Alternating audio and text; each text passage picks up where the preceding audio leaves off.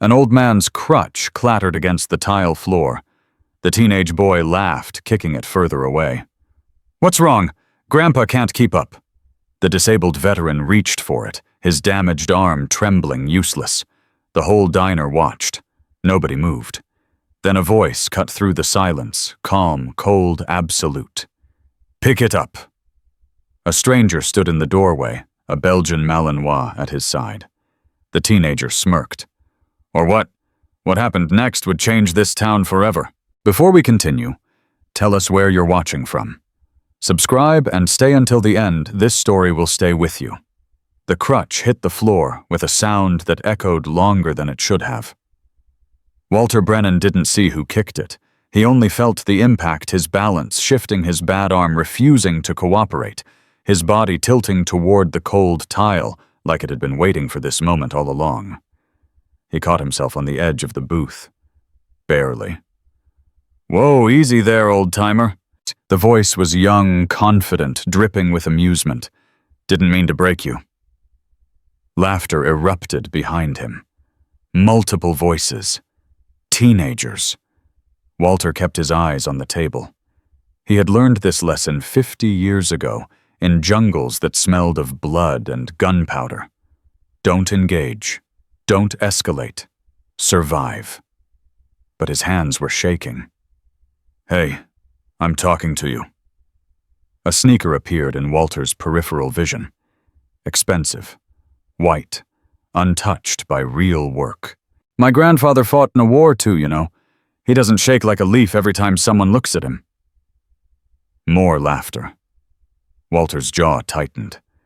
He could feel the scar tissue pulling across his shoulder, the place where a bullet had torn through muscle and bone, where doctors had rebuilt him with wire and hope, and the promise that he would walk again. He had walked. He had survived. He had come home to a country that forgot him. And now this. "Marcus, leave him alone." A girl's voice, uncertain. "I'm not doing anything. Just having a conversation." The boy, Marcus, leaned closer. Walter could smell cologne, expensive and sharp. "Right, Grandpa. We're just talking." Walter reached for his crutch. It wasn't there. He looked down. The crutch lay 3 feet away, aluminum gleaming under fluorescent lights. "Looking for this." Another boy stood over it, grinning, phone already out and recording. "Want me to get it for you? Just say please." "Say please, and I'll hand it right over." Walter's chest tightened. Not from fear, from something older. Something that had been sleeping for decades. Shame. The same shame he had felt stepping off that transport plane in 1971, uniform still stained with Vietnamese mud, while protesters screamed "baby killer" at him.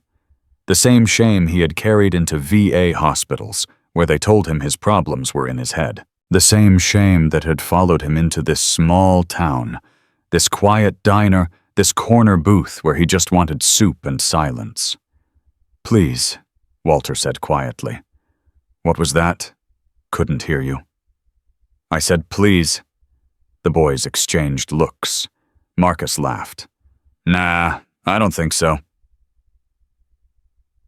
Elena Marsh had been watching from behind the counter.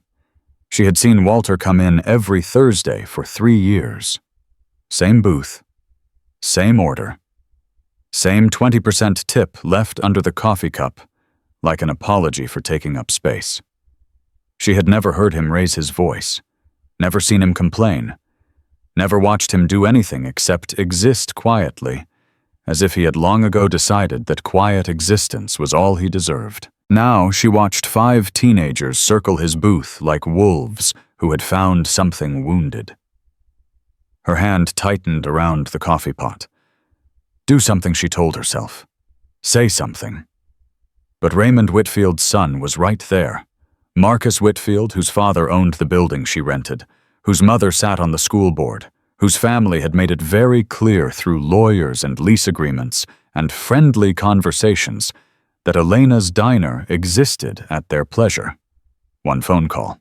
That's all it would take. 1 phone call, and her lease would be terminated. Her health inspections would fail. Her life would become a bureaucratic nightmare that ended with a "for sale" sign in the window. Elena didn't move. Neither did anyone else. The bell above the door chimed. Nobody turned to look. They were too focused on the entertainment, the old man on his knees now reaching for a crutch that kept getting kicked just out of reach, the teenagers laughing like this was the funniest thing they had ever seen. "Pick it up." The voice was quiet, almost gentle, but something about it made everyone freeze. Marcus turned first. His smile flickered when he saw the man in the doorway.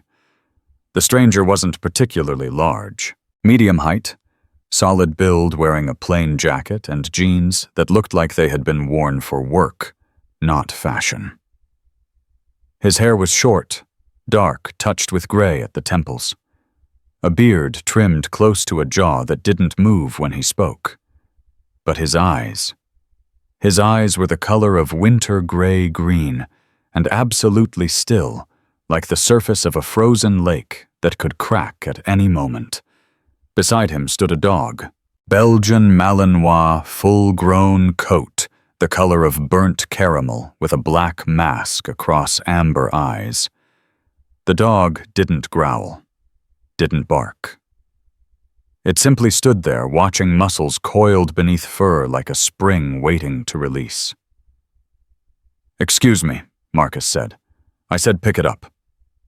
The stranger nodded toward the crutch. "And give it back to him." Marcus laughed the reflexive laugh of someone who has never been told no by anyone who mattered. "Who are you, his bodyguard?" "Pick it up." "Look, man, we're just messing around. It's not a big deal." The stranger stepped into the diner. The dog moved with him, perfectly synchronized, like they were two parts of the same machine. "It's a big deal to him." "Yeah, well," Marcus puffed up, playing to his audience. "I don't take orders from random drifters, so why don't you mind your own business? And your name is Marcus Whitfield." Marcus stopped. "Your father is Raymond Whitfield.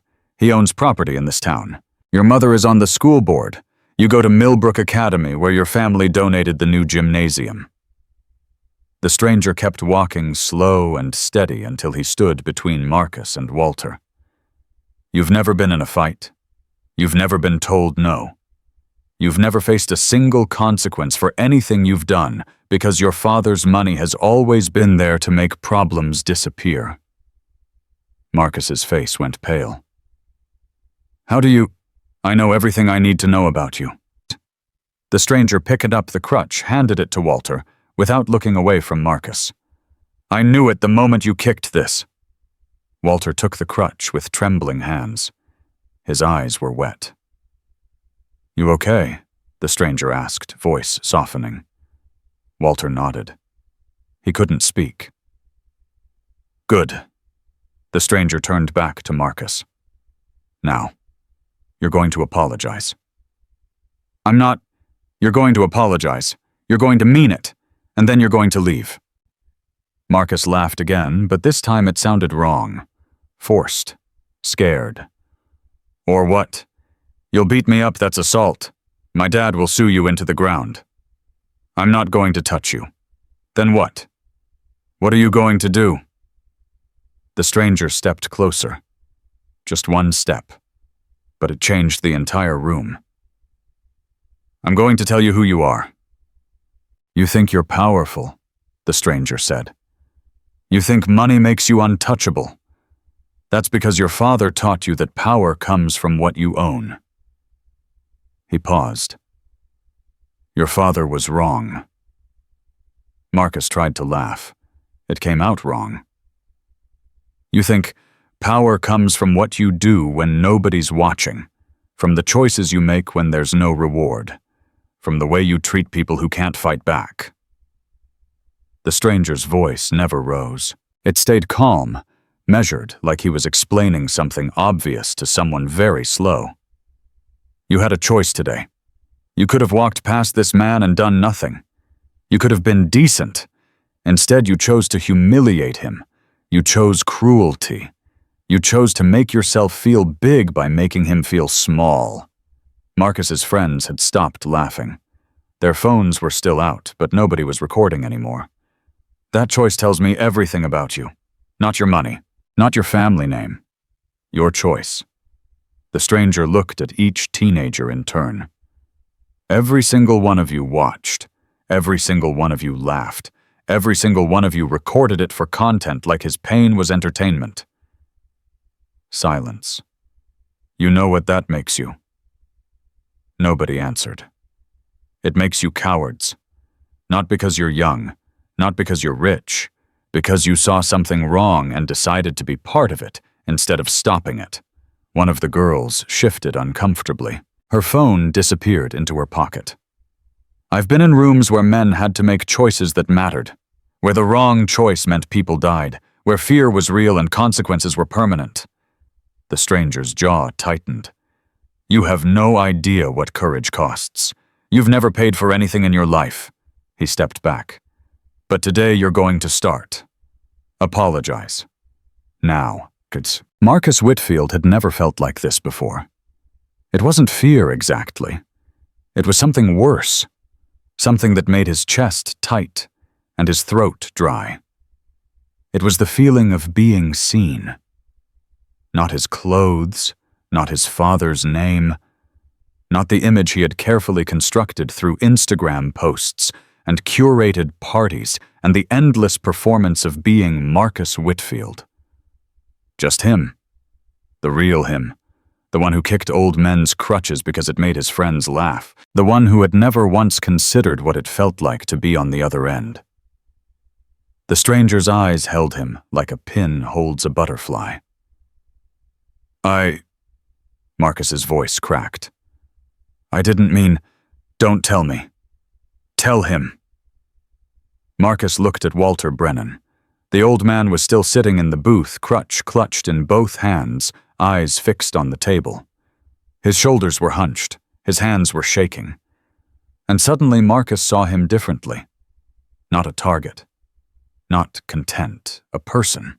An old man who had come here alone for a meal, who had done nothing wrong, who had been humiliated in public by strangers for no reason at all. I'm sorry, Marcus said. His voice was small, sincere. Look at him when you say it, the stranger said. Marcus looked at Walter. Their eyes met. I'm sorry, sir. I shouldn't have. I'm sorry. Walter stared at him for a long moment. Then he nodded once. Go home, son. Think about who you want to be. The teenagers left quickly. No more laughing, no more phones, just 5 kids walking out into the cold, something broken in the way they moved. The stranger sat down across from Walter without asking. The dog settled beneath the table head, on paws, eyes still watching the door. You didn't have to do that, Walter said quietly. Yes, I did. Why, you don't know me. You don't owe me anything. The stranger was quiet for a moment. 53 years ago, my father came home from Vietnam. He was 19 years old. He had shrapnel in his leg and nightmares that never stopped. Walter looked up. People spit on him at the airport, called him a murderer. He never talked about it, but I could see it in his eyes. The shame. The feeling that he had done something wrong just by surviving. The stranger's jaw tightened. He drank himself to death by the time I was 15. Never got the help he needed. Never got the respect he deserved. He met Walter's eyes. What branch? Army, Walter said. 173rd Airborne. Operation Hump 1965. Then Ia Drang. My father was 1st Cavalry. Ia Drang. The two men stared at each other. What's your name? Walter asked. Jackson Cole. You served... Jackson nodded slowly. What branch? The kind that doesn't exist on paper. Walter almost smiled. It was the first time in years. Yeah, I know that kind. Elena appeared at the table coffee pot, trembling in her hands. "On the house," she whispered. "Both of you. Anything you want." Jackson shook his head. "We pay, same as everyone." "No, please, let me— Elena." She stopped. "Treating us different doesn't fix what happened. Treating everyone the same does." Elena's eyes filled with tears. She nodded quickly and walked away. Walter watched her go. "She's scared," he said. "Everyone in this town is scared. You know why?" Jackson glanced toward the window where the teenagers were climbing into an expensive SUV. "Raymond Whitfield." Walter's eyebrows rose. "You know him." "I know what he is." "And what's that? A man who thinks money is the same as power." Jackson's eyes hardened. "It's not." They talked for an hour. Not about Whitfield. Not about the teenagers. About the things that mattered. Walter told Jackson about Vietnam. About the ambush that killed his squad. About dragging himself through jungle for 3 days with a shattered shoulder, delirious with fever, talking to dead men because they were the only ones who understood. Jackson listened without interrupting, without judgment, without the uncomfortable silence that usually came when Walter mentioned the war. "My brother went to Afghanistan," Jackson said finally. "Special Forces, Green Beret. Past tense, IED. Outside Kandahar, 4 years ago." Walter closed his eyes. "I'm sorry." "Don't be. He died doing what he believed in. That's more than most people get." "Is that why you— Why you stepped in, back there?" Jackson looked at his hands. "I've spent my whole life learning how to fight, how to win, how to make people afraid." He paused. "But I never learned how to walk away from someone who needs help. That was Daniel's thing. My brother. He was the one who cared about people. I couldn't let them do that to you. It wasn't a choice. It was reflex." Walter nodded slowly. "Reflex can be a good thing. Sometimes. And sometimes it gets you in trouble." "You think this is going to be trouble?" Jackson looked out the window again. The SUV was gone. "I think trouble found us both a long time ago. We're just figuring out how to deal with it." The coffee grew cold. The lunch crowd came and went. Elena kept glancing at their booth, something between gratitude and fear in her eyes. "You're staying in town?" Walter asked. "For now. I'm doing work at the harbor, fixing boats." "For who?" "Henry Tate." Walter's face changed. "Henry's good people, one of the few left." "That's the feeling I got." "Be careful with him. Whitfield's been trying to buy his shop for years. Henry won't sell. That makes him a target."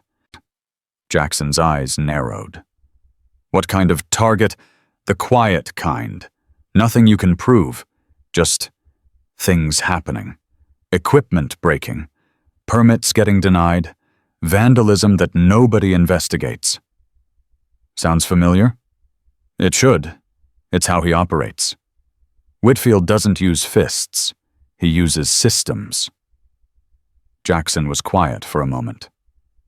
"Why do people stay? Why don't they fight back?"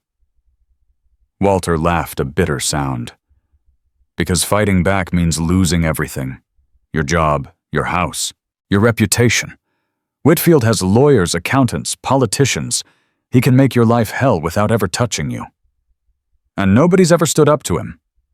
One person did, 3 years ago, Tommy Graham, local fisherman. He tried to organize the fishing cooperative against Whitfield's buyout. His boat sank mysteriously. He almost drowned.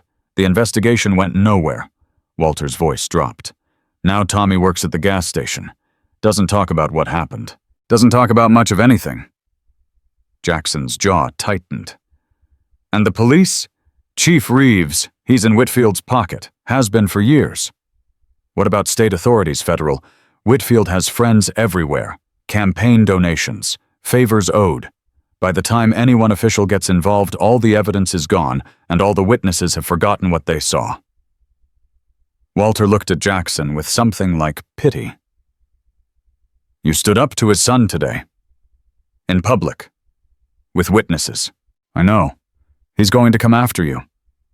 I know that too. And you're not worried. Jackson smiled.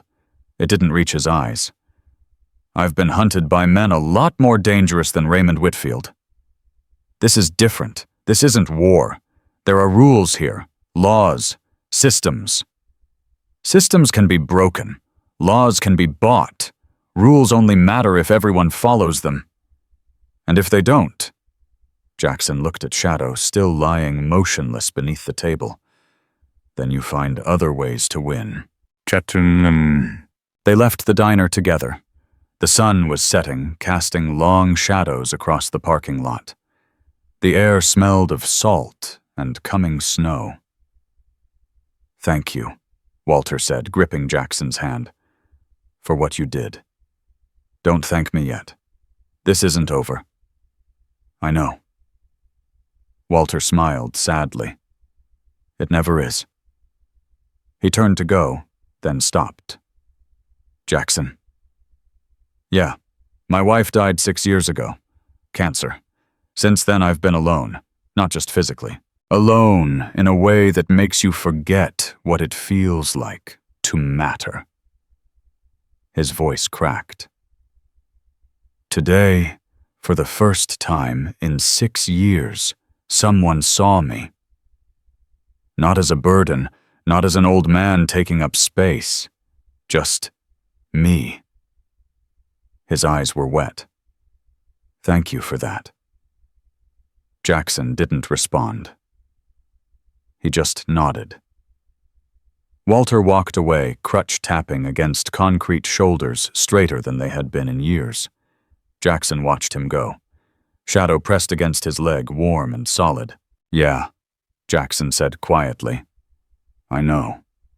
Across the street, a black Mercedes sat in the shadows. Raymond Whitfield lowered his binoculars. He had watched the whole thing. Watched his son humiliated. Watched a stranger dismantle years of carefully constructed fear in 15 minutes. He took out his phone. We have a problem, he said. Some drifter just made my son apologize in public. I need everything on him. Name history weaknesses. And I need it tonight. He paused, listening. No, not yet. First I want to know who I'm dealing with. Then we'll decide how to handle him. He ended the call. His eyes stayed fixed on Jackson Cole, who was walking toward the harbor with a dog at his side.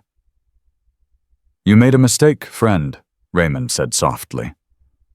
A very expensive mistake. 3 hours later, Jackson returned to his rented room above the bait shop. The door was open. Shadow's ears went flat. A low growl rumbled in his chest. Jackson put a hand on the dog's head. Wait. He pushed the door open slowly. Inside the room had been destroyed.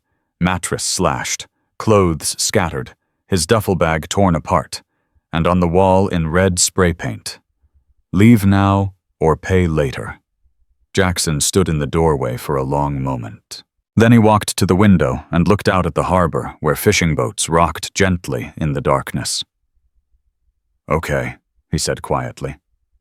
Let's play. His phone rang. Unknown number. He answered. Mr. Cole? The voice was smooth, cultured, amused. I understand you had an eventful afternoon. Who is this?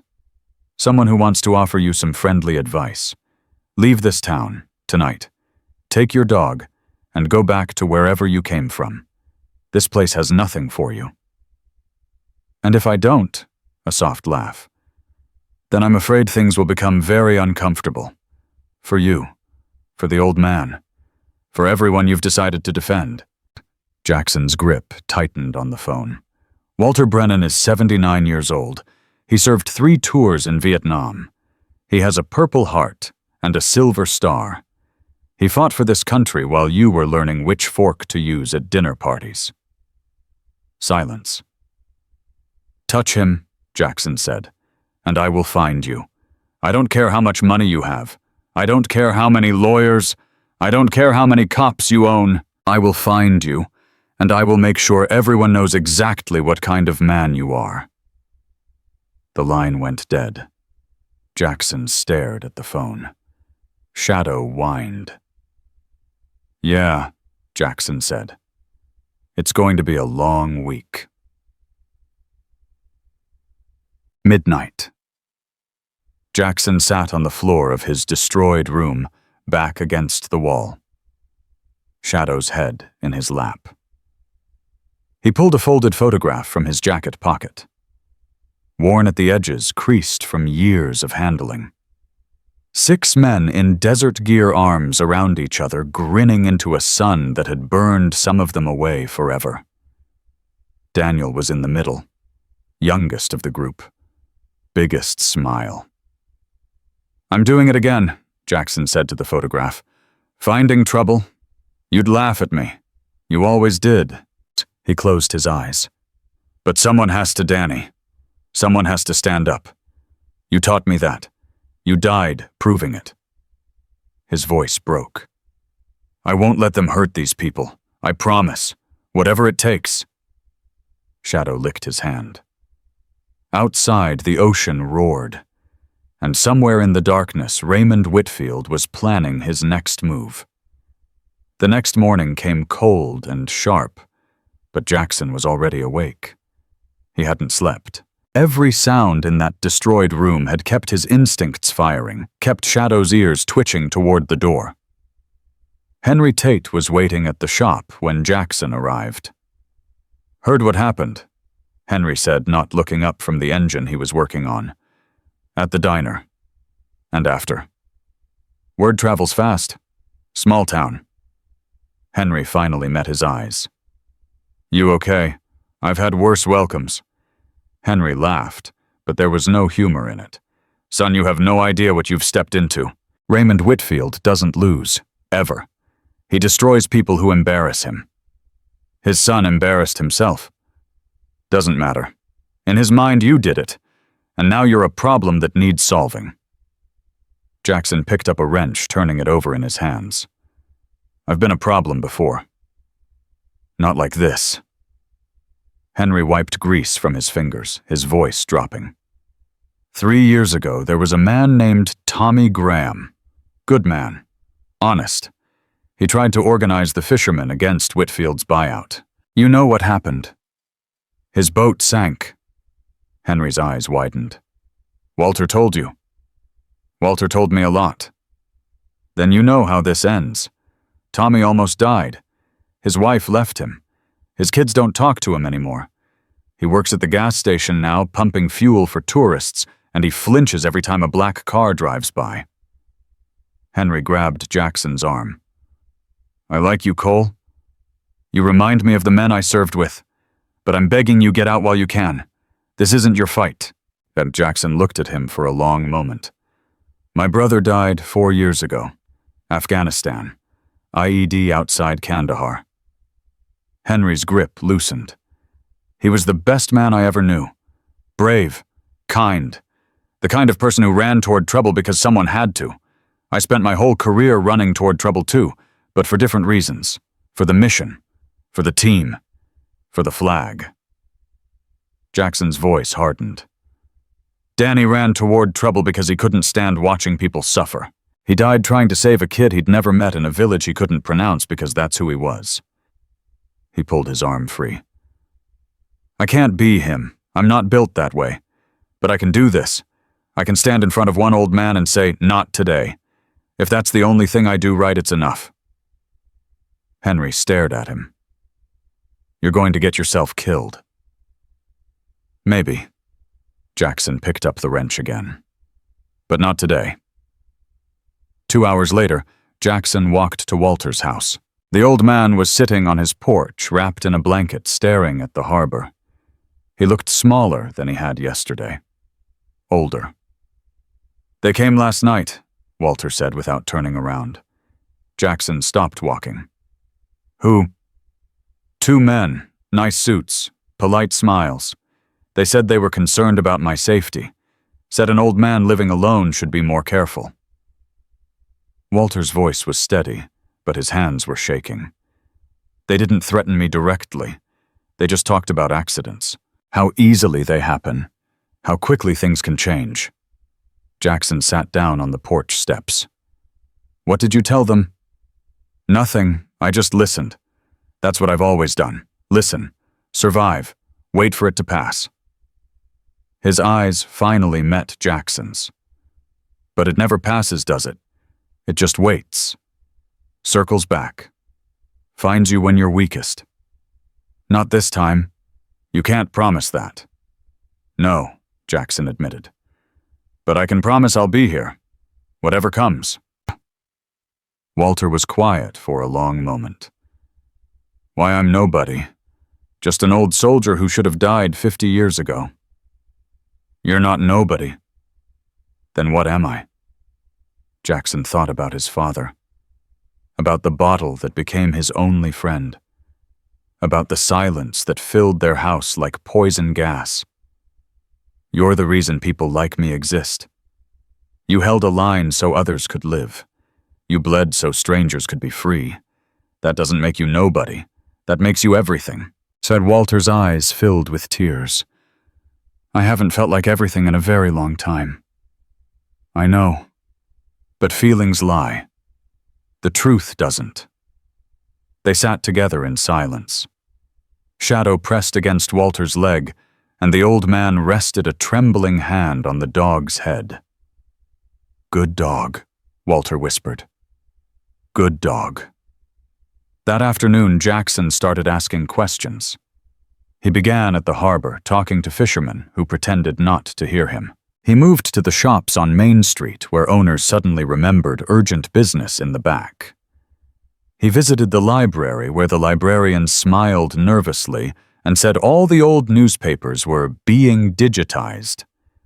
Nobody wanted to talk, but everyone had the same look in their eyes. Fear. Elena was different.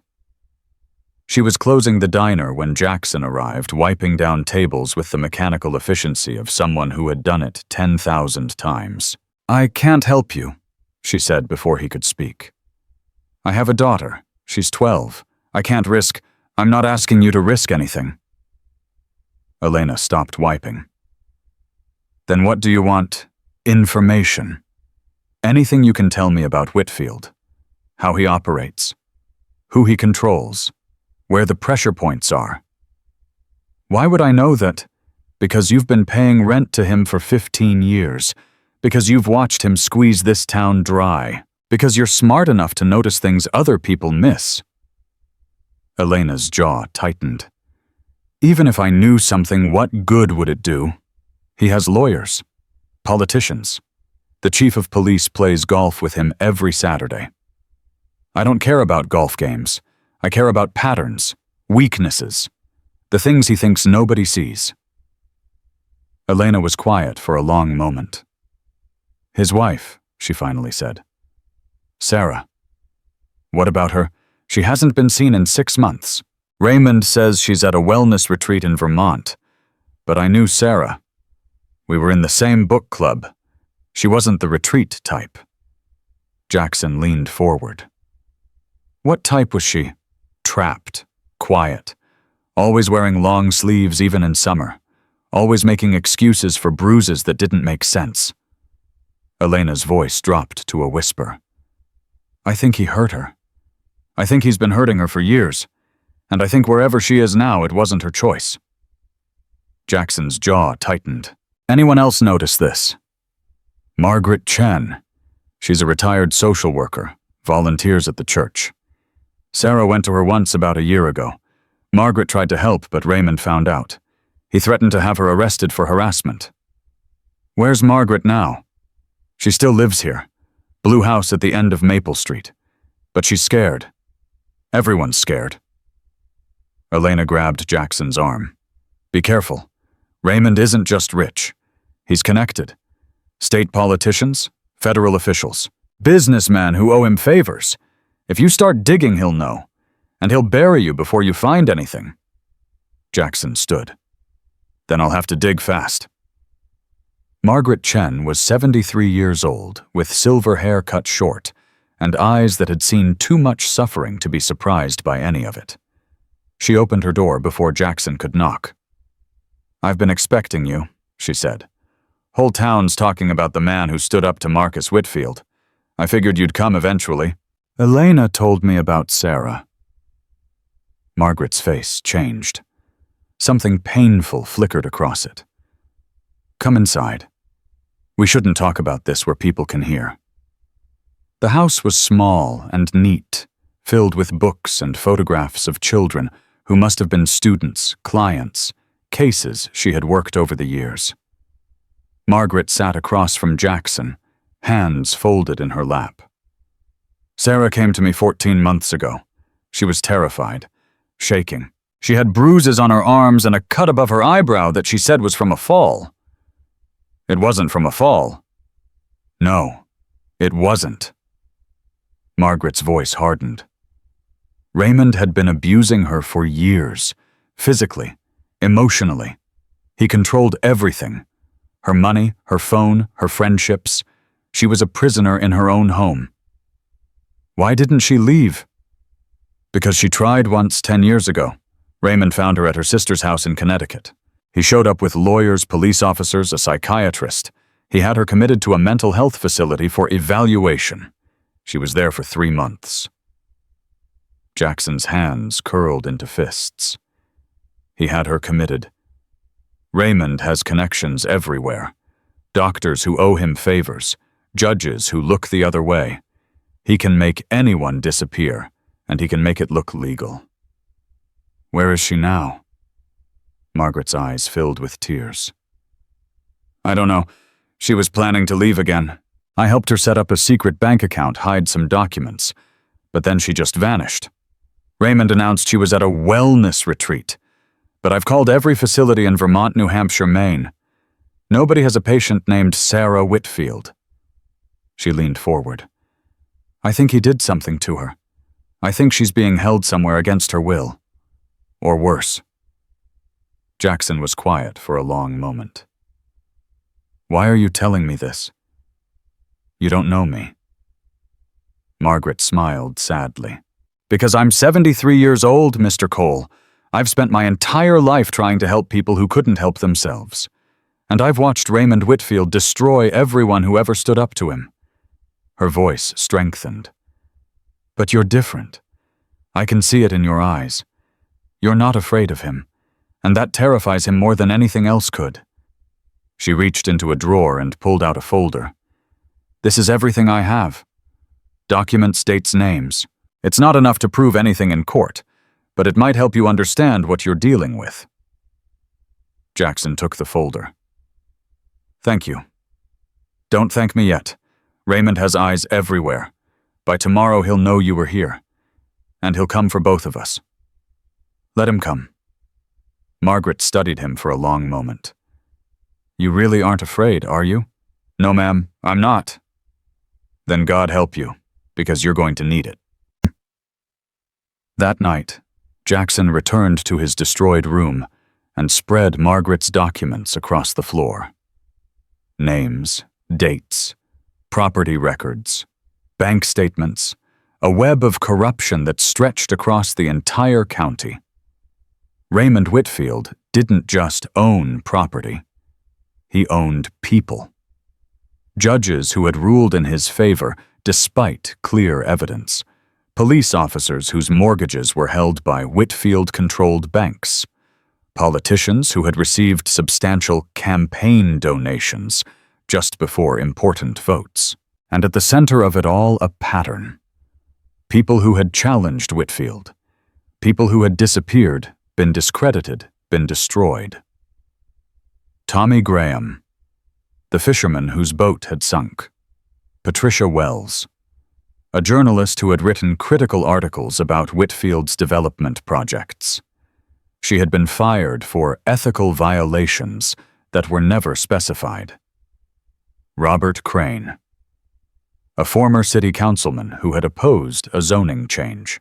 He had been arrested for tax fraud and spent 18 months in prison. The list went on. Jackson's phone rang. Unknown number. He answered. You visited Margaret Chen today. Raymond Whitfield's voice. Calm. Controlled.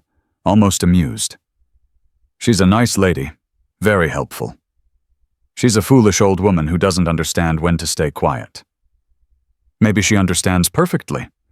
Maybe she's just tired of being quiet. Silence. Mr. Cole, I've been very patient with you. I've given you multiple opportunities to leave peacefully. You've ignored all of them. I'm stubborn that way. So I'm told. Raymond's voice hardened. But stubbornness has limits. Tomorrow you're going to receive a visit from some associates of mine. They're going to explain very clearly what happens to people who interfere in my affairs. Looking forward to it. You shouldn't be. And Mr. Cole, if you think your military training makes you invincible, think again. I've dealt with soldiers before. They all break eventually. The line went dead. Jackson stared at the phone. Shadow whined softly. Yeah, Jackson said. I heard him. He looked at the documents spread across the floor, at the photograph of his brother propped against the wall. He's wrong about one thing, Danny. I'm not going to break. He picked up his phone and dialed a number he hadn't used in 3 years. A voice answered on the second ring. Older now, but unchanged where it counted. Mercer, is that you? It's Cole. I need your help. The morning brought 2 things. First, the visit Raymond had promised. 3 men appeared at Henry's shop just after sunrise. They wore suits that didn't belong on the waterfront and expressions that had been designed to intimidate. Jackson was waiting for them. Mr. Cole, the leader said. Pleasant smile. Dead eyes. We need to have a conversation. So have it. Not here. Our employer would like to speak with you personally. He's invited you to his home for breakfast. I already ate. The smile faltered. This isn't a request, Mr. Cole. I know. Jackson stepped closer. Shadow rose to his feet, a low growl building in his chest. Tell your employer that if he wants to talk to me, he can come down here himself. I don't do house calls. That's not how this works. It is now. The men exchanged glances. Mr. Cole, you're making a very serious mistake. I've made a lot of those. Haven't died yet. The leader's hand moved toward his jacket. Jackson moved faster. In 3 seconds, the leader was on the ground, arm twisted behind his back, Jackson's knee on his spine. The other 2 hadn't even finished reaching for their weapons. Here's how this actually works, Jackson said quietly. You go back to your boss and tell him that his threats don't impress me. Tell him that every piece of dirt he's ever buried is about to get dug up. Tell him that the next time he sends people after me, they should bring more than nice suits and bad attitudes.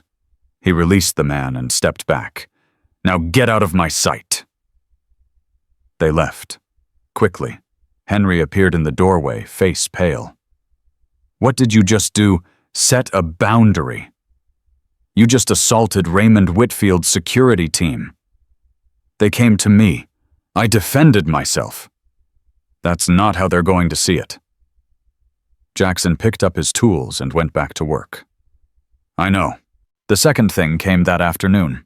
A car pulled up to the harbor. Not a black Mercedes. A dusty pickup truck with out-of-state plates. The man who got out was in his 50s, barrel-chested with a gray beard and eyes that had seen the same places Jackson had seen. Cole, the man said. Commander. They shook hands. You look like hell. Feel like it too. The man's name was David Mercer, retired Navy commander, former SEAL team leader, the man who had trained Jackson when he was young and stupid and thought he understood what sacrifice meant. Got your call, Mercer said. Drove all night. You didn't have to. Yeah, I did. Mercer looked around the harbor. So what's the situation? Jackson told him everything. The diner, Walter, Whitfield, the threats, the documents, Sarah. Mercer listened without interrupting. "You're going to war," he said finally. "Looks that way. Against a man who owns this entire town." "Seems like it." Mercer was quiet for a long moment. "What do you need?" "Information. Resources. People who know how to dig without getting caught." "I might know some folks." "I was hoping you'd say that." Mercer clapped him on the shoulder. "Let's get to work." That night, Jackson stood on the pier, watching lights flicker in the distant Whitfield mansion.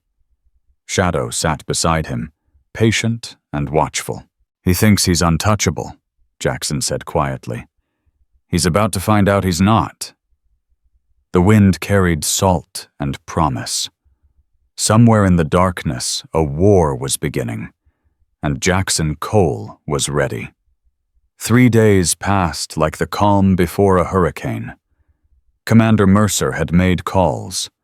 Old contacts. Men and women who had served in places that didn't exist on maps, who understood that some battles couldn't be fought with bullets. By Wednesday, Jackson had names. Real names. The kind that made powerful people nervous. A forensic accountant in Boston who specialized in tracking hidden money.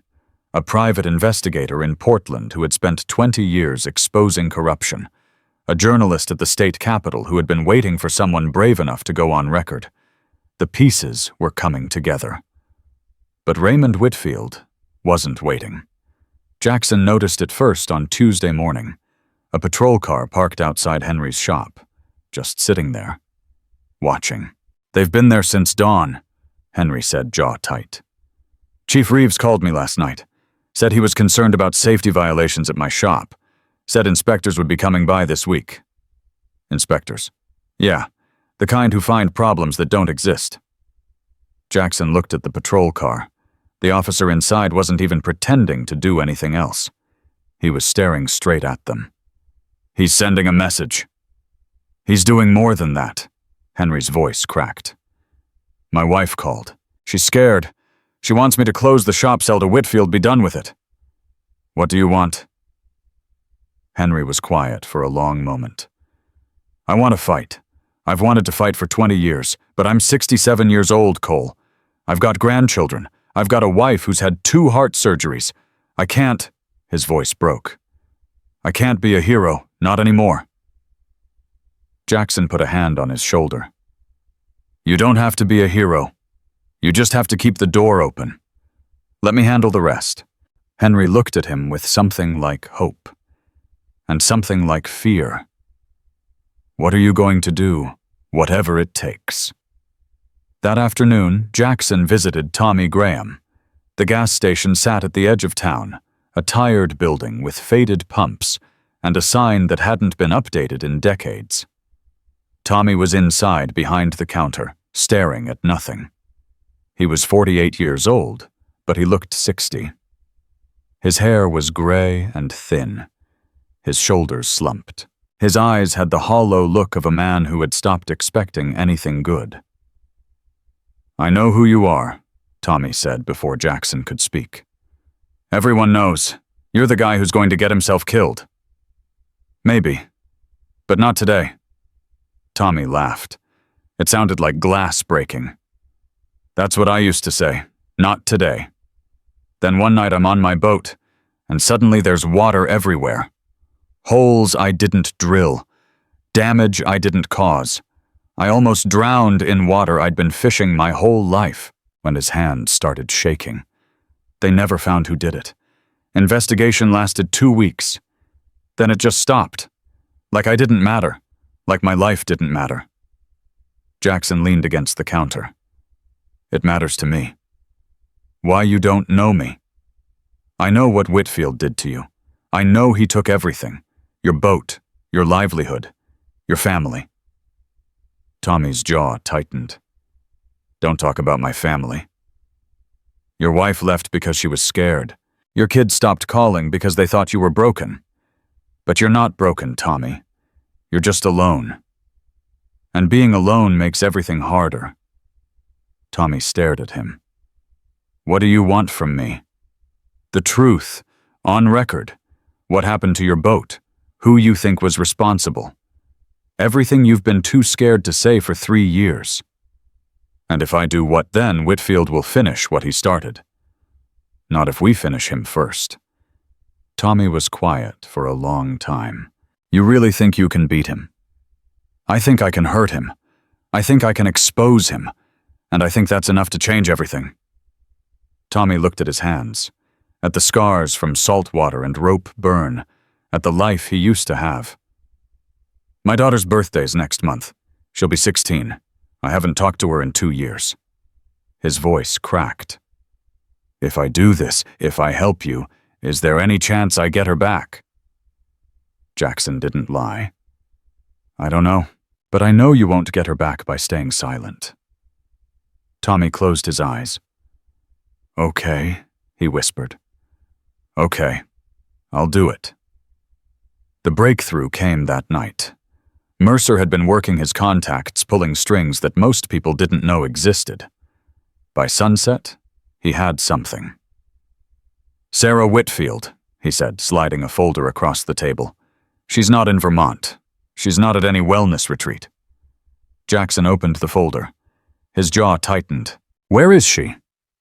A private psychiatric facility in upstate New York, committed involuntarily by her husband 8 months ago. Diagnosis: severe depression with delusional episodes. She's not delusional. No, she's not. But Raymond has doctors who say otherwise.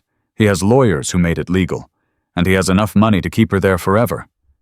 Jackson stared at the documents, medical records, court filings, a woman's entire life reduced to paperwork designed to silence her. Can we get her out? Not legally, not without a court order, and any judge in this state is going to side with Raymond. Then we go around the courts. Mercer raised an eyebrow. That's a felony. So is false imprisonment. They looked at each other. You know what you're suggesting, Mercer said slowly. I know exactly what I'm suggesting. If we get caught, we won't get caught. Mercer was quiet for a long moment. I must be getting old, because this sounds like a terrible idea and I'm already planning how to do it. Jackson almost smiled. That's why I called you. The next morning started with sirens. Jackson was at Walter's house checking on the old man when he heard them. Fire trucks, police cars, all racing toward the harbor. His phone rang. Henry's number. Cole, Henry's voice was shaking. You need to get down here, now! Jackson ran. By the time he arrived, the shop was already burning. Flames poured from the windows, black smoke twisting into the gray sky. Firefighters were doing what they could, but it was too late. The building was gone. Henry stood in the parking lot, face blank with shock. I wasn't even here, he said. I went to get coffee. 10 minutes. When I came back, he couldn't finish. Jackson watched the flames consume everything. Tools that Henry had used for 40 years. Boats that families had trusted him to repair. A lifetime of work turned to ash. This wasn't an accident, Jackson said. I know. Whitfield. I know. Henry's hands were shaking. His eyes were wet. I should have sold. I should have just sold and been done with it. Now I've got nothing. Nothing. Jackson grabbed his shoulders. You've got something. You've got proof. Proof of what? That I made enemies, that I was stupid enough to stand up to people who don't lose. Proof that they're afraid. Proof that they had to destroy your shop because they couldn't destroy you. Proof that Raymond Whitfield is so scared of what we're building that he had to burn down a building to feel safe. Henry stared at him. That's not much comfort when your life's work is on fire. No, it's not. But it's the truth. And the truth is the only weapon that really matters. The police arrived an hour later, Chief Reeves himself looking uncomfortable in his pressed uniform notebook in hand. "Sylvester Tate," he said. "I'm sorry about your loss. We'll be investigating, of course." "Investigating?" Henry's voice was flat. "Like you investigated Tommy Graham's boat." Reeves flinched. "That was different. How was it different?" Reeves didn't answer. Jackson stepped forward. "Chief, let me ask you something. Where were you this morning between 7 and 8? Reeves's face went pale. "Excuse me. It's a simple question. Where were you? I don't have to answer that." "No, you don't. But a judge might find it interesting that the chief of police can't account for his whereabouts when a building owned by Raymond Whitfield's biggest critic burns down." Reeves's jaw tightened. "Be very careful, Mr. Cole." "I'm always careful. Are you—" They stared at each other. "This investigation will be thorough," Reeves said finally. "And fair." "No, it won't. But that's okay, because we're doing our own investigation, and ours will actually find something." Reeves walked away without another word. Henry watched him go. "You just made an enemy of the police chief." "He was already an enemy. Now he knows that I know it." That night, Jackson made a decision. Sarah Whitfield couldn't wait. Every day she spent in that facility was another day of imprisonment, another day of being silenced, another day of Raymond winning. Mercer had the plan: a small team, forged documents, a window of opportunity when the night staff changed shifts. It was risky. It was possibly illegal. It was absolutely necessary. "You sure about this?" Mercer asked. "No, but I'm doing it anyway. Could blow up in our faces." "Everything could blow up in our faces. That's not a reason to stop." Mercer nodded slowly. "I'll make the calls. We go tomorrow night." Jackson spent the rest of the evening at Walter's house. The old man had heard about the fire. Everyone had. The town was buzzing with fear and speculation, everyone wondering who would be next. "They're escalating," Walter said quietly. "First warnings, then threats, now fire." "I know. Next time someone could die."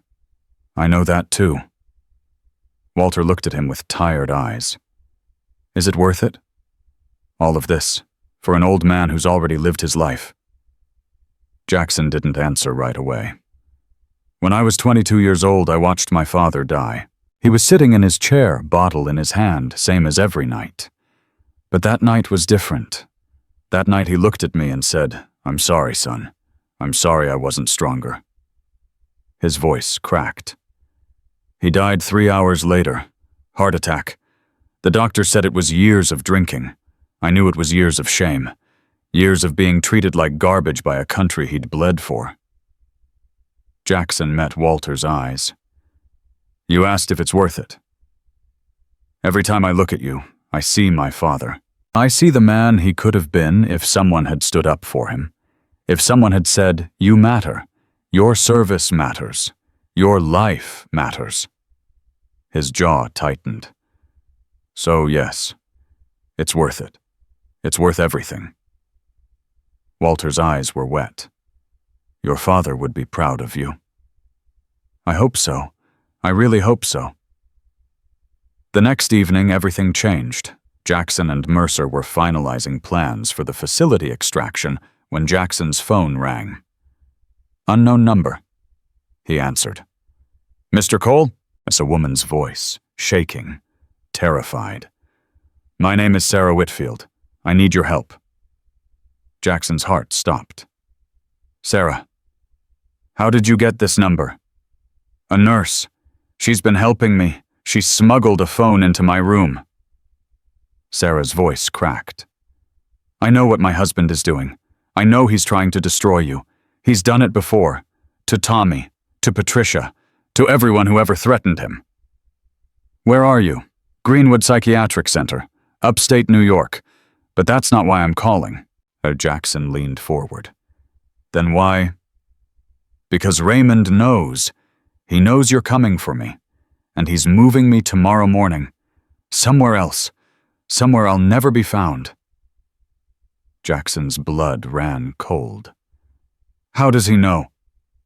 I don't know. Someone talked. Someone told him. She started crying. Please, you have to help me. If he moves me, I'll disappear.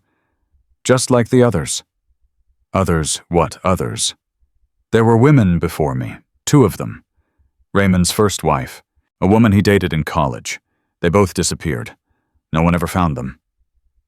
Jackson's grip tightened on the phone. Sarah, listen to me. We're coming. Tonight. Can you be ready? Yes, I'll be ready. Is there a window in your room, a way to see outside? Yes. At 3 a.m. you'll see a light. 3 flashes. That means we're there. Be ready to move. I will, I promise. Sarah. Yes. You're going to be okay. I promise you're going to be okay. Silence. Then softly, no one said that to me in 8 months. The line went dead. Jackson looked at Mercer. We go tonight. Tonight? We don't have a choice. If they move her, we lose her forever. Mercer ran a hand through his hair. This changes everything. We're not ready. Then we get ready. Fast. Mercer stared at him for a long moment. You know this could be a trap. Yes. Raymond could be waiting for us. This whole thing could be designed to get us arrested or killed. I know. And you're still going. Jackson thought about Walter.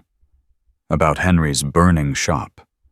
About his father dying in a chair with shame in his eyes. I'm still going.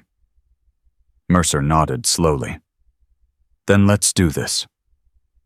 They left at midnight. Jackson, Mercer, and Shadow in a nondescript van driving north through empty highways and sleeping towns. Nobody spoke much. There wasn't much to say. At 2:30 a.m., they reached the facility, a large building surrounded by fence lit by security lights that created pools of brightness in the darkness. Mercer had the layout. A sympathetic orderly had provided it weeks ago before anyone knew it would be needed so soon. Room 312, Mercer said. 3rd floor east wing. Security changes shifts at 3. We have a 4-minute window. 4 minutes? That's all we need. Jackson looked at Shadow. Stay with the van. Guard. The dog's ears flattened, but he obeyed. At 2:58, Jackson and Mercer moved. They crossed the perimeter through a gap in the fence that the orderly had marked. They entered through a service door that had been left unlocked. Inside the facility was quiet. The smell of antiseptic and despair hung in the air. They climbed stairs, avoided cameras, moved like ghosts through corridors that had held too many people against their will. Room 312. Jackson knocked softly, 3 times. The door opened. Sarah Whitfield stood there thin and pale with hollow eyes and trembling hands. She was 45 years old, but she looked 60. Fear had aged her in ways that time never could. You came, she whispered. You actually came. We need to go. Now. They moved fast, down the stairs, through the corridors, toward the service door. They were 20 feet from freedom when the lights came on. That's far enough. Jackson spun. Chief Reeves stood at the end of the hallway, gun drawn, smile wide. Did you really think you could pull this off? Raymond told me you'd try something stupid. I just didn't think you'd make it this easy. Behind him, 3 more officers appeared, all armed, all blocking the exit. Jackson Cole, you're under arrest for breaking and entering, kidnapping, and conspiracy to commit. She's not kidnapped. Jackson's voice was steady. She's being illegally held. Check the commitment papers. They're fraudulent. I don't care about papers. I care about the law. No. You care about Raymond Whitfield's money. Reeves's face darkened. Put your hands up, both of you, now. Jackson looked at Mercer. Mercer's hand was moving toward his jacket. Don't, Jackson said quietly. Not yet. Sarah was shaking behind him. Her breath came in short, panicked gasps. Please, she whispered. Please, don't let them take me back. Jackson stepped forward. Chief Reeves, I'm going to give you one chance. Walk away. Pretend you never saw us. Let us leave, and everything Raymond has done stays buried. Reeves laughed. You're in no position to bargain. No. Then let me tell you what happens if you arrest me.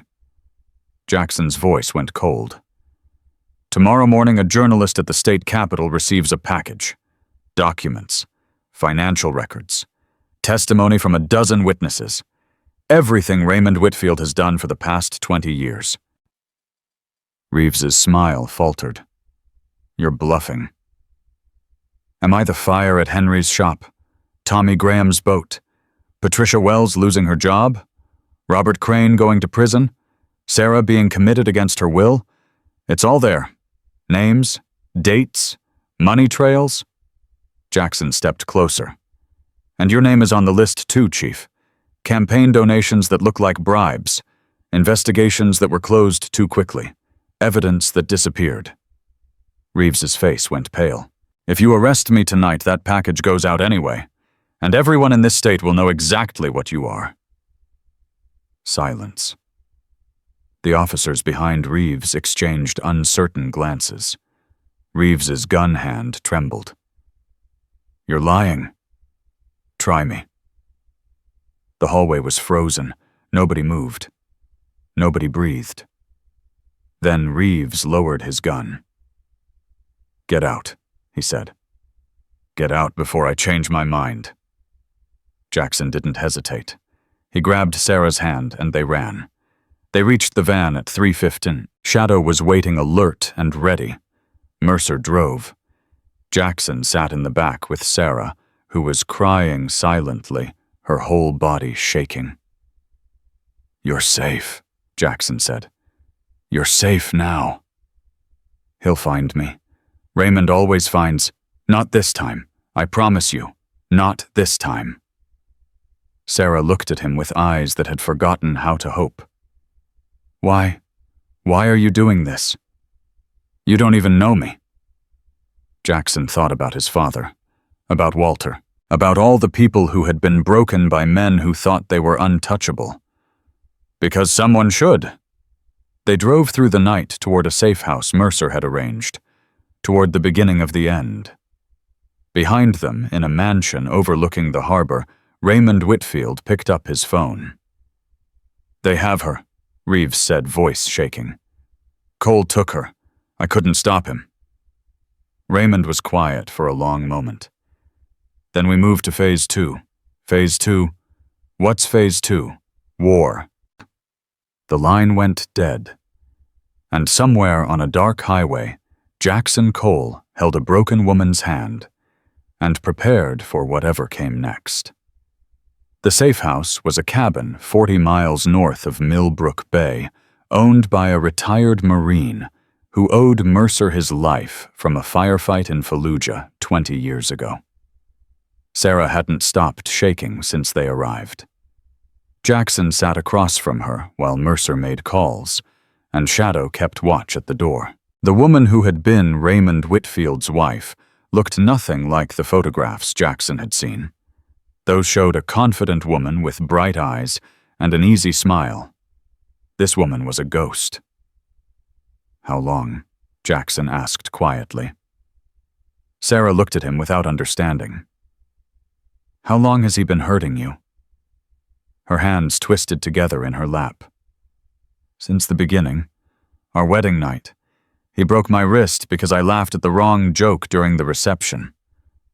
Her voice was flat, distant, like she was describing something that had happened to someone else. I thought it would get better. Everyone said I was lucky. Raymond Whitfield, rich, handsome, respected. They said I'd won the lottery. She laughed. It sounded like breaking. Some lottery. Why didn't you leave? I tried, once, 10 years ago. Her eyes went hollow. He found me at my sister's house, showed up with lawyers, doctors, police. He told everyone I was having a mental breakdown, that I was delusional, dangerous. Her voice cracked. They committed me for 3 months. When I got out, he made it very clear what would happen if I ever tried again. Jackson's jaw tightened.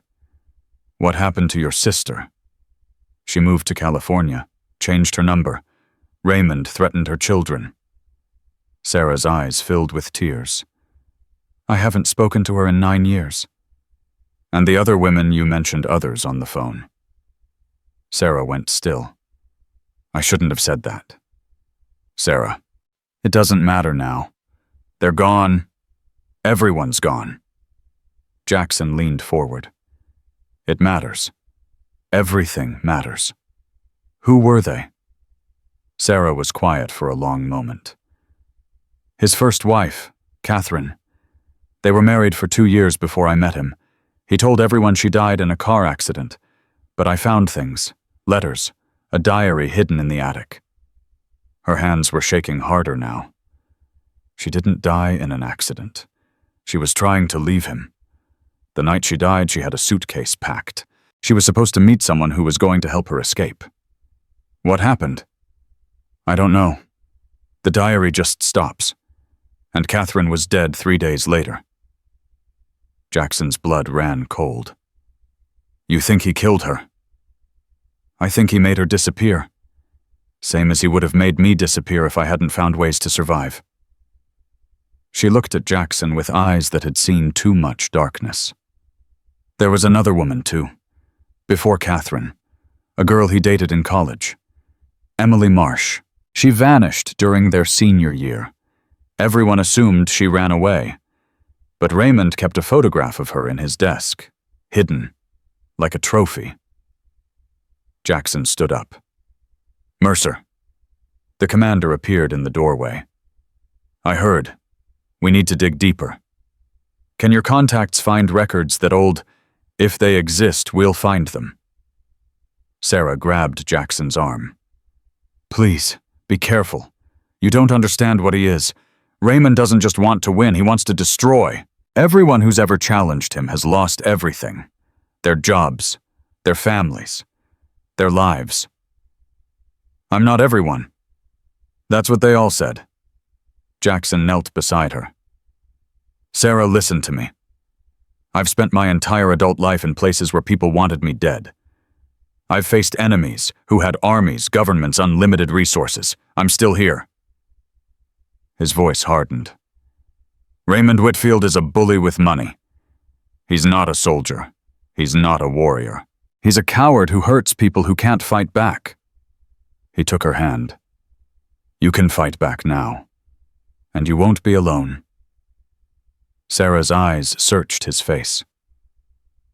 Why do you care so much about me? About Walter? About any of this? Jackson thought about his father. About the shame that had eaten him alive. About the silence that had killed him as surely as any bullet. Because silence is how evil wins. And I'm done being silent. The next morning brought war. Raymond Whitfield moved fast. Faster than Jackson had anticipated. The phone call came at 7 a.m. Elena's voice panicked and breathless. Jackson, you need to come back, now. What happened? It's Walter. They took him. Jackson's heart stopped. Who took him? Where? I don't know. Men came to his house, black cars. They said they were from the VA, but Walter knew. He knew it wasn't right. He tried to fight, but... Her voice broke. They just put him in the car and drove away. Nobody did anything. We all just watched. Jackson was already moving. When? An hour ago, maybe less. I'm coming. He hung up and turned to Mercer.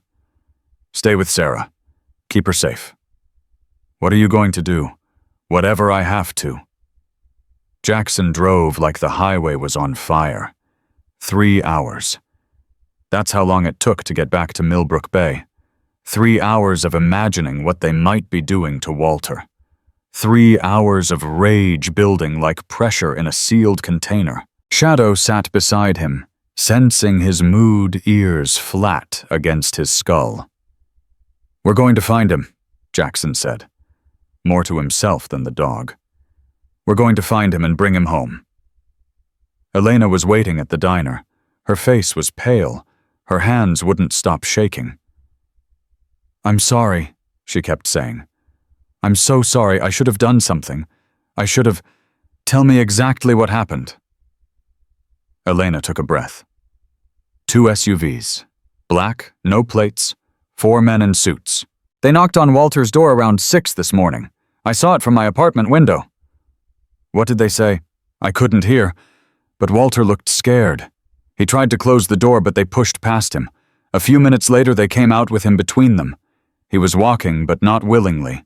One of them had his arm." Her voice dropped. "He looked at me, Jackson, right at me, and his eyes, they were saying goodbye."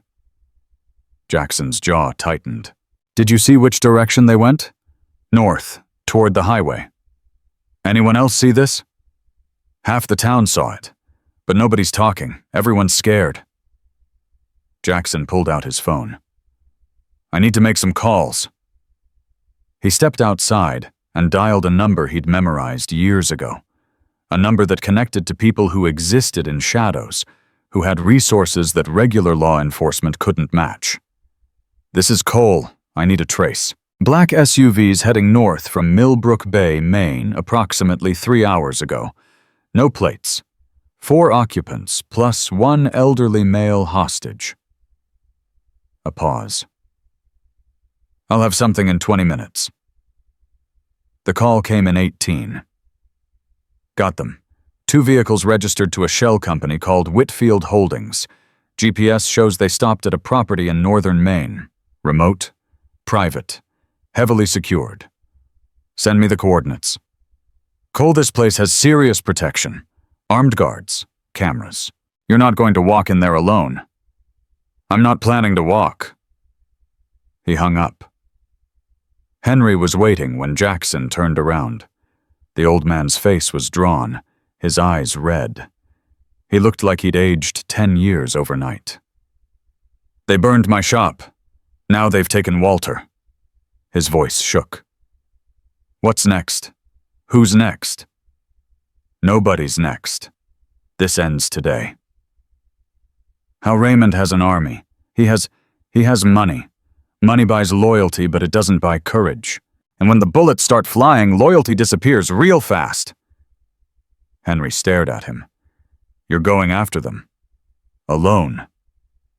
"Not alone." Jackson looked at Shadow, who had materialized at his side. "I'm never alone." The drive north took 2 hours. Jackson used the time to plan, to think, to remember every piece of tactical training he'd ever received. The property was exactly what the intel had described. Remote, secured, a compound designed to keep people out and prisoners in. But every fortress had weaknesses. Jackson just had to find them. He parked a mile away and approached on foot, Shadow moving silently beside him. The perimeter was guarded. 2 men at the gate. 2 more patrolling the fence. Cameras covering every angle. Professional, but not military. Jackson watched for 30 minutes, memorizing patterns, counting seconds between patrols. Then he moved. The first guard never saw him coming. One moment he was scanning the tree line, the next he was unconscious on the ground, zip-tied and gagged. The second guard heard something. He turned, reaching for his radio, but Shadow was faster. The dog hit him low, knocking him off balance, and Jackson finished the job with a chokehold that left the man sleeping peacefully in the grass. The cameras were harder. But Jackson had dealt with surveillance before. A small device from his pocket military grade created a feedback loop that made the cameras show empty corridors even as he walked through them.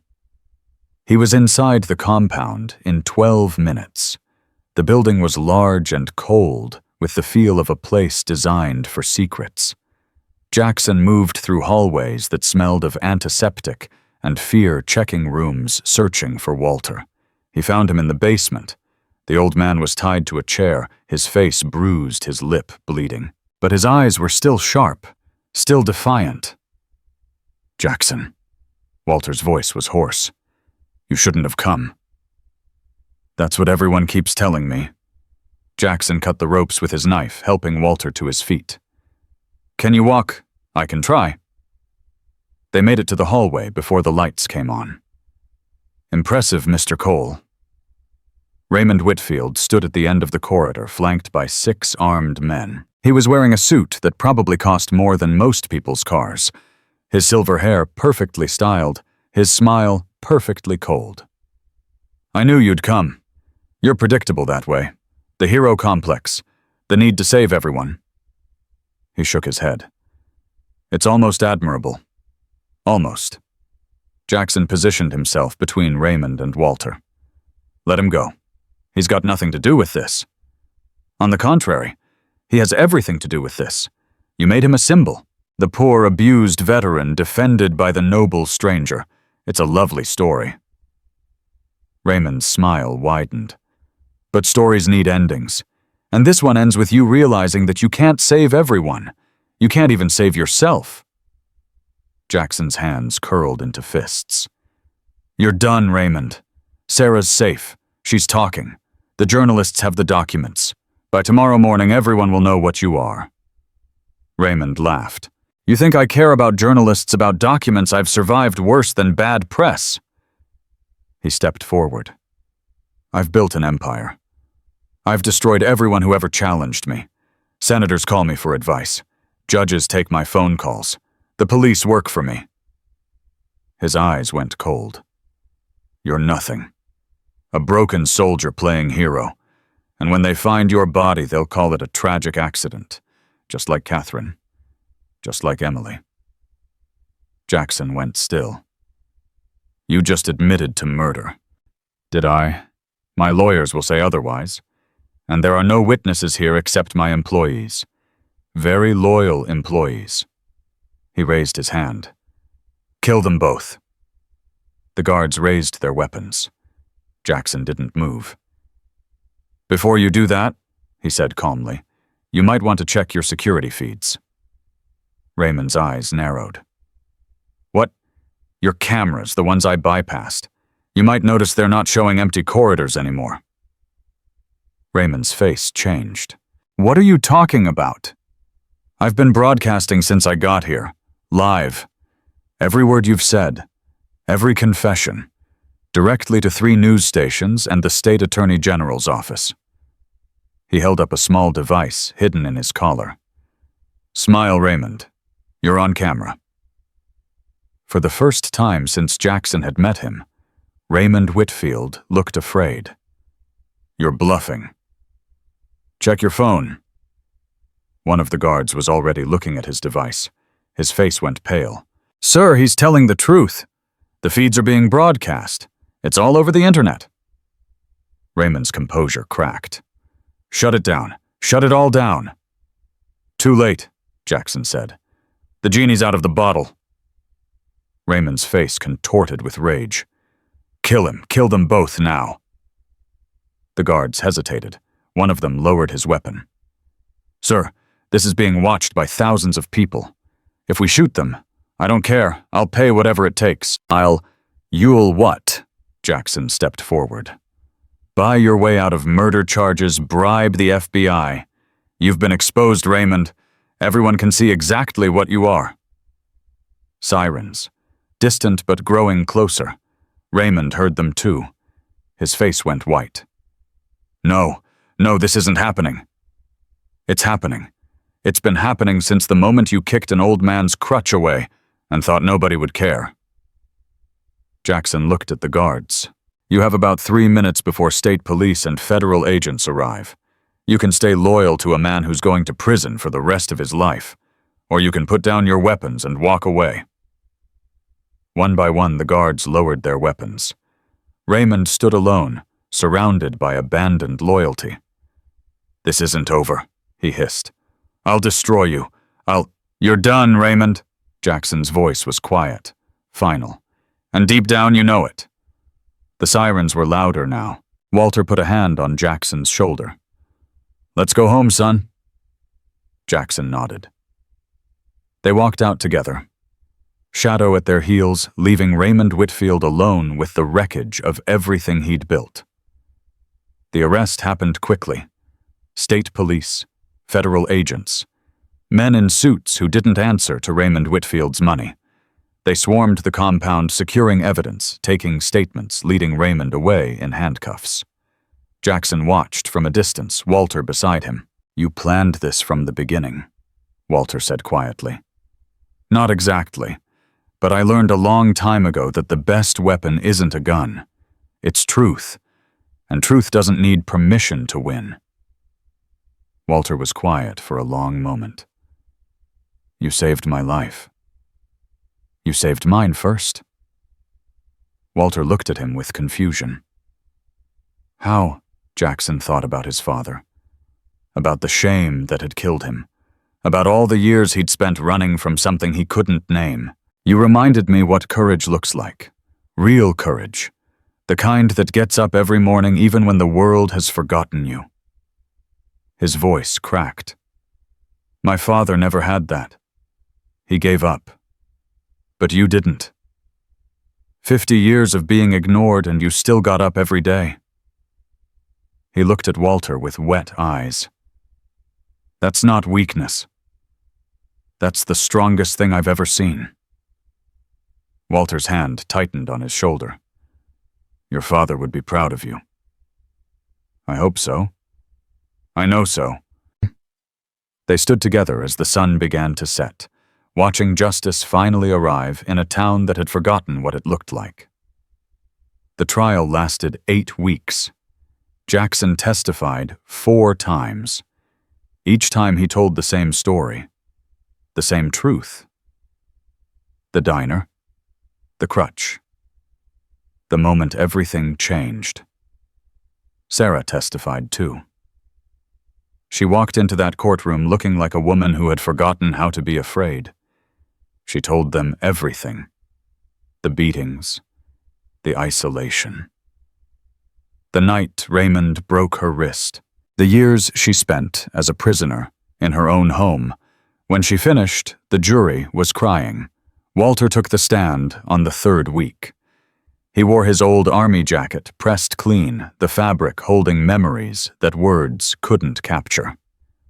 "Mr. Brennan," the prosecutor said, "can you describe what happened in the diner that day?" Walter looked at the jury. "I'm 79 years old. I served 3 tours in Vietnam. I have a Purple Heart and a Silver Star. I've been shot, stabbed, and left for dead in a jungle 10,000 miles from home." His voice was steady. "But nothing hurt worse than that day. Being mocked, being pushed, being treated like I didn't matter, like my service didn't matter, like I was just something to laugh at." He paused. "I've spent 50 years trying to forget the war, but I never forgot the way my country treated me when I came home. The silence, the shame, the feeling that I'd done something wrong just by surviving." His eyes found Jackson in the gallery. Then a stranger walked into that diner, a man I'd never met. He didn't know me, didn't owe me anything, but he stood up when everyone else looked away. Walter's voice cracked. "That's what this country is supposed to be. Not the people who hurt, not the people who watch, but the ones who stand up. The ones who say, 'Not on my watch.' The ones who remember what courage costs." He looked at Raymond Whitfield sitting at the defense table in his expensive suit face, carefully blank. That man destroyed everything he touched. He hurt his wife. He ruined people's lives. He thought money made him untouchable. Walter's jaw tightened. He was wrong. The jury deliberated for 6 hours. Jackson waited in the hallway with Sarah, Walter, and the others. Elena was there. Henry, too. Tommy Graham, who had finally stopped flinching at every shadow. Margaret Chen, who had prayed every night for this moment. Mercer sat in the corner, reading a newspaper, like nothing important was happening. "How can you be so calm?" Sarah asked him. Mercer looked up. "I've been in this situation before. The waiting, the not knowing. You learn to breathe through it." "Does it get easier?" "No, but you get better at pretending." Sarah almost smiled. It was the first time Jackson had seen her smile since they'd met. The door opened. "They're ready." They filed back into the courtroom. Jackson found a seat behind the prosecution table. Shadow sat at his feet, calm and watchful, as always. The judge looked at the jury foreman. "Has the jury reached a verdict?" "We have your honor." "On the count of kidnapping in the first degree, how do you find guilty?" Sarah grabbed Jackson's hand. "On the count of conspiracy to commit assault." "Guilty." "On the count of witness intimidation." "Guilty." "On the count of arson in the second degree, guilty." The verdicts kept coming. Guilty, guilty, guilty. 17 counts in total, each one landing like a hammer blow. Raymond Whitfield sat motionless, his face slowly draining of color. On the count of involuntary commitment through fraud, guilty. On the count of obstruction of justice, guilty. The judge turned to Raymond. "Mr. Whitfield, you have been found guilty on all counts.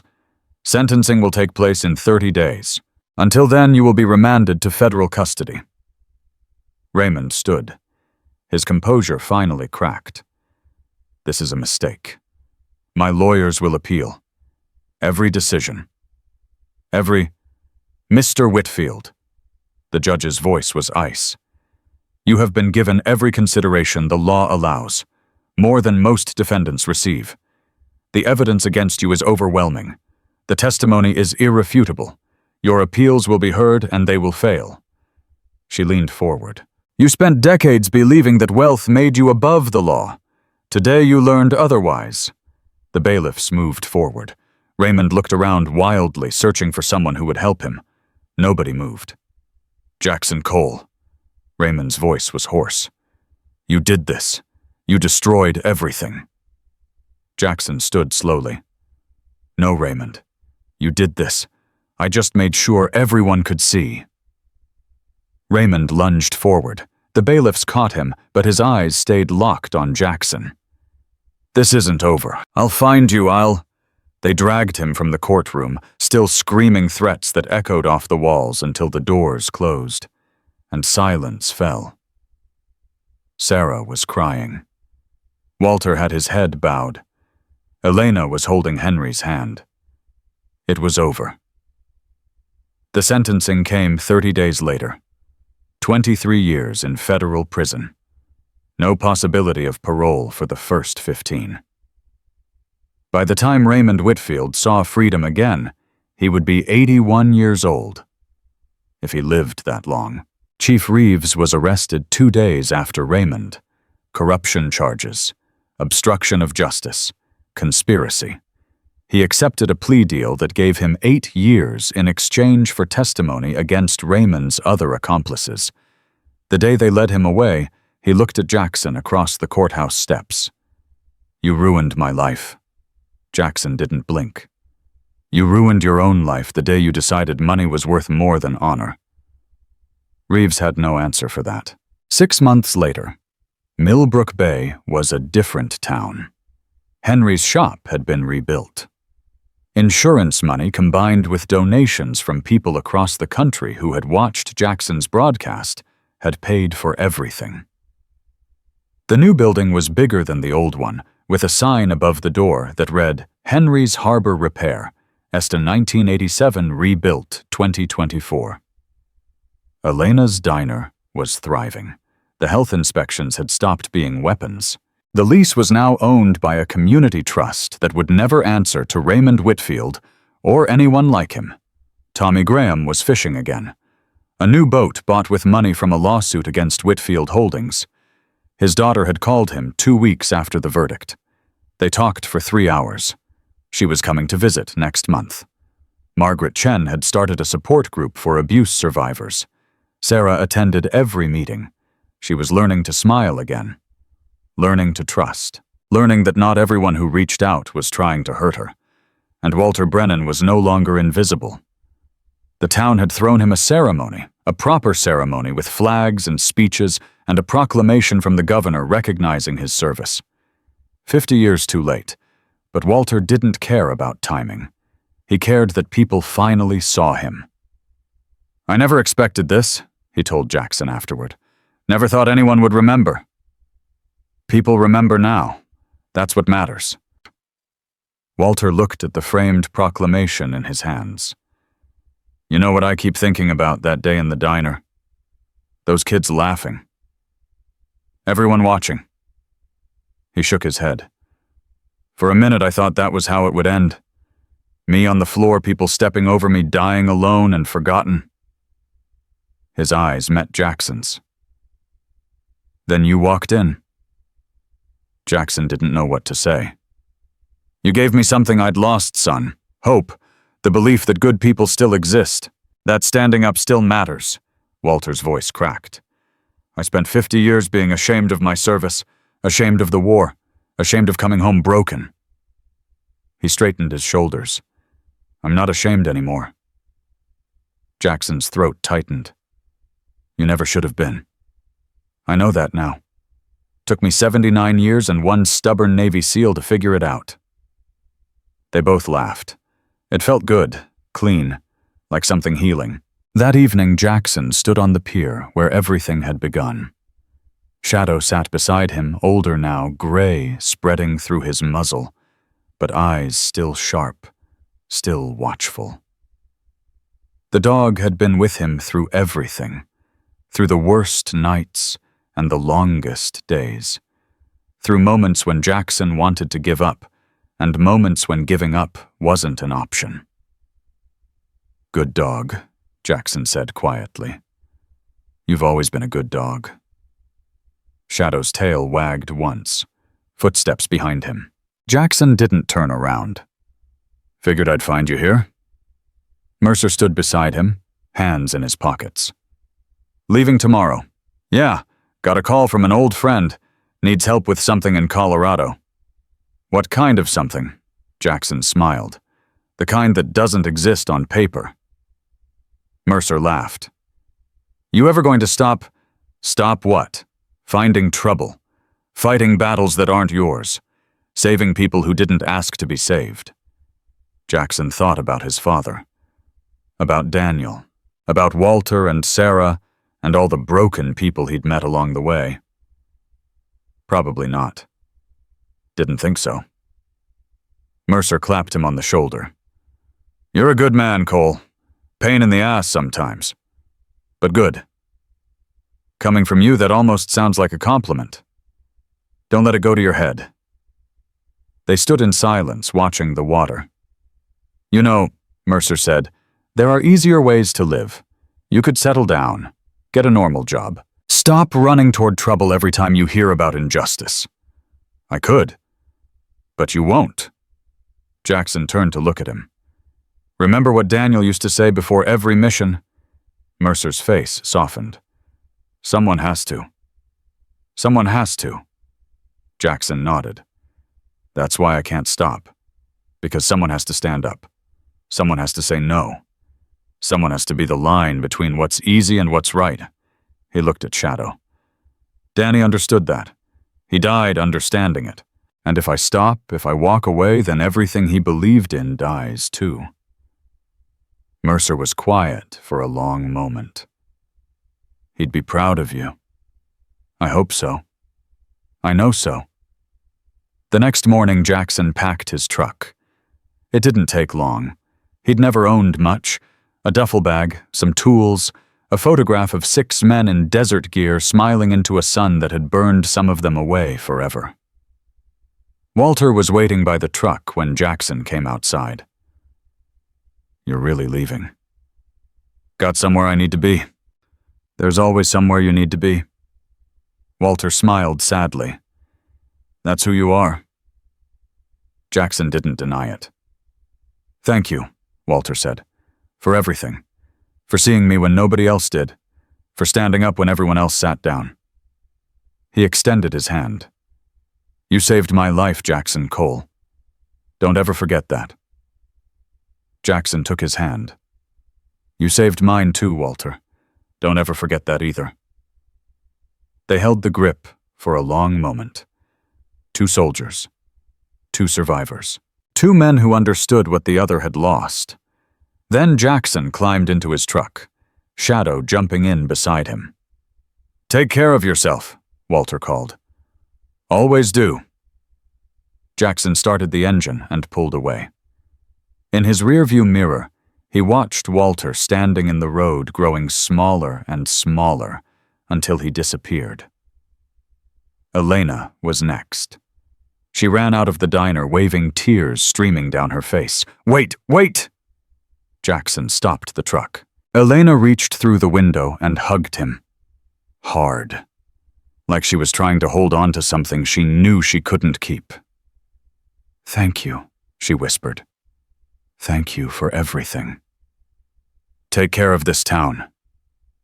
"I will. I promise." She stepped back, wiping her eyes. "If you ever come back, I know where to find you." He drove. The town fell away behind him. The harbor, the diner, the houses and shops and streets where everything had changed. He drove until the road opened up and there was nothing but horizon. Shadow whined softly. "I know, boy. I know." Jackson reached into his jacket and pulled out the photograph. 6 men. 6 brothers. 6 souls bound by blood and fire and promises they'd kept until the end. Daniel was smiling in the center. Always smiling. Always believing that good could win. "I'm still here, Danny," Jackson said quietly. "Still fighting. Still standing. Still trying to be half the man you were." He tucked the photograph back into his pocket. "Someone has to." The road stretched ahead, empty and endless. Jackson Cole drove into the morning sun, a faithful dog at his side, carrying the weight of everyone he'd saved and everyone he couldn't. Behind him, a town remembered how to hope. Ahead of him, someone else needed help. And Jackson Cole would be there. Because that's who he was. That's who he would always be. Not a hero, not a legend, just a man who couldn't look away from suffering, who couldn't walk past injustice, who couldn't let the broken stay broken if there was anything he could do. His father had given up. His brother had given everything.